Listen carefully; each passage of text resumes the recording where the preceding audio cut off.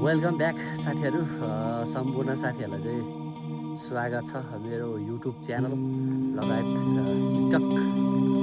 टिकटकमा।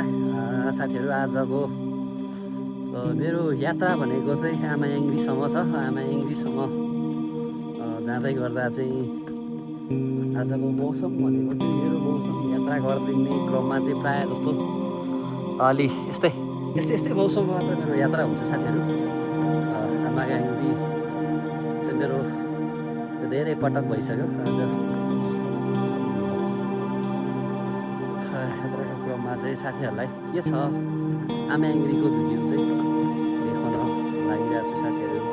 सबैजनाले यो भिडियो चाहिँ अन्तिमसम्म हेर्नु होला के कस्तो छ। माथि यो चाहिँ बिच्च भागको हो, बिच्च भागमा आइरहेको छु साथीहरू।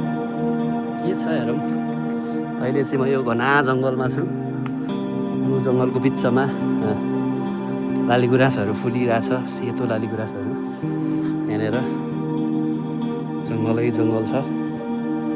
ल साथीहरू हेर्दै जाऊँ होइन साथीहरू। एकदम गाह्रो छ अहिले, गाह्रो हिँड्नको लागि चाहिँ एकदम गाह्रो परिरहेको छ साथीहरू। ल भिडियो अन्तिमसम्म हेर्नु है, गाह्रो भइरहेछ। आमायाङ्ग्री जाँदा हेलो मिसहरू, सर चुपचाप मिसहरू, सब चुपचाप हुनुहुन्छ है।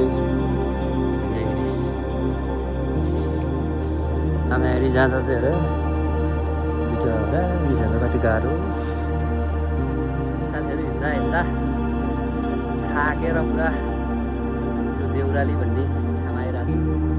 यहाँ हेर्न सकिन्छ ठुला ठुला ढुङ्गा। यहाँनिर ठ्याक्कै देउरालीहरूमा चाहिँ यहाँ देउरालीमा चाहिँ ढुङ्गा चढाउनुपर्छ टक्क साथीहरू। हामी चाहिँ यो देउराली भन्ने ठाउँमा आइपुग्यो। यताबाट चाहिँ ढुकु जाँदो रहेछ भने चाहिँ यतापट्टि आमायाङ्ग्री लाग्यो।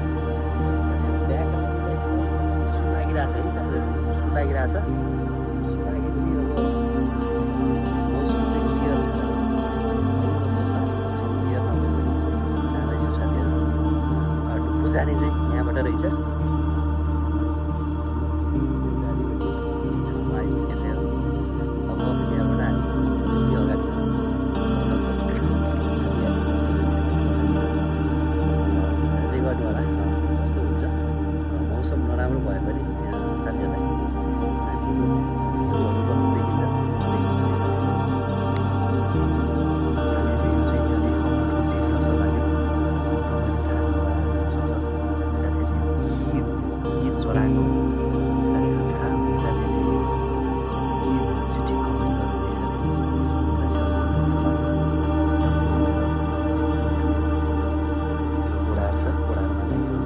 राख्नु भएको छ है साथीहरू।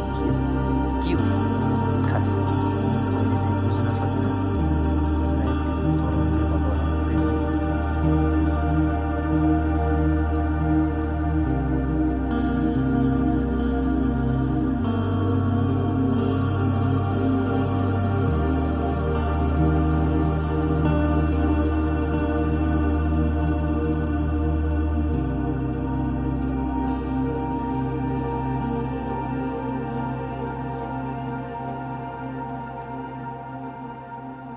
हामी चाहिँ आमायाङ्ग्री बुद्धको उसमा छौँ। यहाँ हाम्रो मेमे पुजारी मेमे हुनुहुन्छ।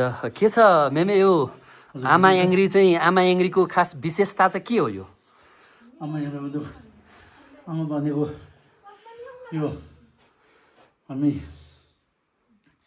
हामीलाई आमाले जस्तो माया दया गर्ने आमा भनेको। यहाँ भनेको लक्ष्मीले युक्त। हजुर हजुर लक्ष्मीले युक्त, हामी फेसौँ सको भन्छ। हजुर हजुर युक्त। अनि रि भन्नुको भेग। हजुर भेग भन्नेले धेरै बेर्छ। हजुर निजी यो मोकाङ्के रहरु भन्ने हजुर धेरैको छ। हजुर यो लेसिन्दो बाल्चोक उता दोलखा रामेश्वर भेट्छ, हजुर यता मगर रासो भेट्छ। अनि त्यसको प्राणीको लागि त्यसको प्राणीमै चाहिँ रक्षा आमाले जस्तो माया सेवा दया गर्ने आमा छोस्। आमा हाम्रो बच्चालाई आमाले हामीले कति माया गरेर त त्यही हो आमा। आमा याङ्ग्री भनेर चाहिँ त्यसरी नामाकरण गरेको छ। आमा भनेको चाहिँ याङ भनेको चाहिँ फिसु सक्ला हजुर लसिनले युक्त ए फिसु सक्ला भन्छ सबै युक्त फिसु सक्ला भन्दै सबै हुन्छ। हजुर रि भनेको चाहिँ भेग। यो चाहिँ कति अगाडिदेखि चाहिँ तपाईँहरूले यो पत्ता लगाउनु भएको हो? यो खास पत्ता चाहिँ कसरी लागेको थियो हामीले चाहिँ आमा याङ्ग्री भनेर चाहिँ यहाँ पहिला सुरुमा चाहिँ? पहिले ग्रुपमा सम्भाले नै स्थापना गरेर उहाँलाई यसको हो प्राणीको रक्षाको लागि स्थापना गरेर राख्नु भएको। मात्रै हो यसो 3-4 मानिस छ। आमा याङ्ग्री हजुर हिन्दीहरू चौछ तिमीले घोसु सिम्बु भन्ने छ। हजुर यो चारै घेरेको छ सबै। यता पूर्वमा गयो भने त्यो नुवाकोट भन्छ त्यो छिरिजेला भन्ने हजुर हजुर सबै यो प्राणीको लागि त्यो रावा भन्छ नि रावा त्यो भेगको हामी पनि मनुष्य हाम्रो लागि तपाईँ हाम्रो सबैको लागि हामी सबैको लागि अब यहाँ जस्तो कानुन नगर्ने हिन्दू लागि हिन्दू बुद्धिस्ट भन्ने छैन। हिन्दू बुद्धिस्ट भनेर यहाँ हामी कुनै पनि सबैजना आउँछौँ होइन हामी छैन। सबै प्राणीलाई सबै प्राणी आउनुहुन्छ आएर दर्शन गर्नुहुन्छ यहाँ बुद्धिस्ट हिन्दू भन्ने। हजुर हजुर हजुर हजुर चाहिँ यहाँ बस्नुभएको कहिलेदेखि हो त? पहिले बन्द थियो। हजुर बन्द थियो अनि यो 10-15 दिनको मैले यो खोलेको यहाँको बाजेहरूलाई सामीको बाजेहरूलाई हजुर हामीले अलिकति यहाँ पाठ पूजा गरेर बस्नु पऱ्यो। ए अनि हजुरको परिचय हजुरको परिचय के हो? मेरो यही भेगमा हजुरको शुभ नाम? मेरो नाम पेम्बा लामा भन्छ। पेम्बा लामा तार्किकै हुने मेरो गाउँ तार्किक होइन ए शेर्मा थाम्रे।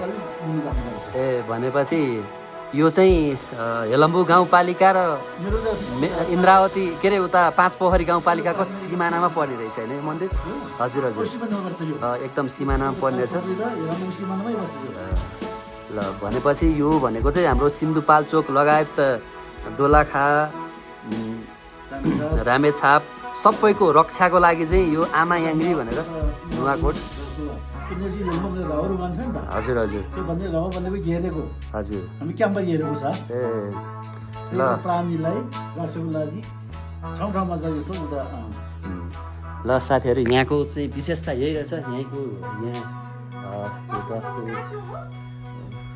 देख्न सकिन्छ यहाँ सबै भित्रको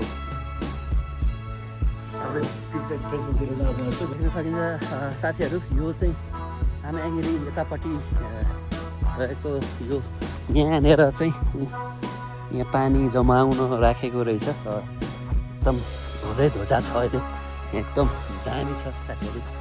देख्न सकिन्छ हामी यहाँनिर चाहिँ एकदम ध्वजाहरू चढाउन सकिन्छ भने आज हामीले यहाँबाट फुलेको एकदम यहाँबाट देखिने हिमालहरू एकदम यहाँबाट एकदम नजिक बिहानको समयमा चाहिँ एकदम नजिकै हिमाल देख्न सकिन्छ भने यहाँ अहिले मौसम यस्तो मौसमको कारणले गर्दा चाहिँ तपाईँहरूलाई हिमालहरू देखाउन सक्दैन।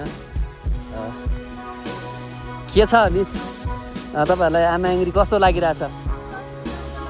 मौसम चाहिँ मौसमले अलि धोका दिएको हो। उहाँहरू बिजी हुनुहुन्छ। हेलो मिस के छ अनि तपाईँ कहाँबाट आउनुभयो? मेलम्ची अनि तपाईँको खास बसाइ मेलम्ची अनि त्यसपछि जन्मघर?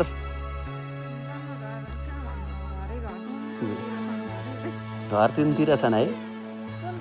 कुन्ताबाट आउनुभयो? ल के कस्तो लागिरहेछ त तपाईँलाई यो आमा याङ्ग्री? सेतै एकदम होइन। अब त्यो सेतो त यो मौसमले तपाईँहरूलाई अलिक धोका दियो। तपाईँले सोचेको जस्तो र भिडियोमा देखेको जस्तो चाहिँ पाउन सक्नु भएन मौसमले गर्दा। कस्तो लागिरहेछ यहाँको मन्दिर, यहाँको भाइब्स? अलिक खुलेर रमाइलो भन्नु भएको जस्तो लागेन, अलि राम्रो लागेन जस्तो लाग्यो। हाम्रो मिसलाई कस्तो लागिरहेछ भन्नुहोस् त? मिसलाई उसले अब मुसुले भागिरह अब के दिनु ल तपाईँ चाहिँ कुन ठाउँबाट आउनुभएको हेटौडादेखि आउनुभयो है हाम्रो सिन्धुपाल्चोक घुम्नको लागि उहाँ हेटौडादेखि आउनुभएछ उहाँलाई वेलकम छ साथीहरू ल यस्तै छ यहाँ आन्तरिक तथा बाह्य पर्यटकहरूको चाहिँ घुइँचो नै लाग्छ भने म पनि आज यसो यहाँ घुम्नको लागि भनेर आइ नै रहेको छु अहिले एकदम मौसम चाहिँ हब्बा लागिरहेछ लाग्छ मलाई जताततै म जाने बेला भनेको मौसम यस्तो नै रहन्छ मौसमले धोका दिएको जस्तो लाग्छ मलाई ल साथीहरू अहिलेलाई हामीले यतापट्टिको सिनहरू देखाउन सकेन नेक्स्ट टाइम पनि म अहिलेसम्म 6-7 चोटि नै आइसकेको छु योभन्दा अगाडि पनि भिडियोहरू त मैले हालि नै सकेको छु अब अर्कोचोटि मौसम खुलेको बेला आएछु भने फेरि पनि देखाउला साथीहरू फुल भिडियो हेरिदिनु भएकोमा धन्यवाद।